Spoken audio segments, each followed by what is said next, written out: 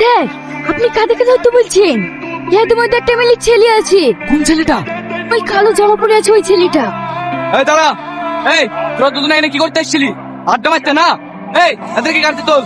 আমাদেরকে গাড়িতে তুলবে কেন? আমরা তো কোনো অন্যায় করিনি। কোনো কথা হবে না, ওর গাড়িতে। ওদেরকে অ্যারেস্ট না করলে আমরা গাড়িতে উঠবো না। তুই আমার মুখের উপরে কথা বলছিস?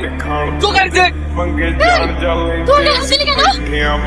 এই, ভালো ভালো বলছি স্যার, কলা ছেড়ে দে। নাহলে তো এমন আর করবো না, জীবনে সুস্থ হয়ে দাঁড়াতে পারবি নি। জাহাজ এই, তুই বিশাল বড় ভুল করলি আমার গায়ে হাত দিয়ে।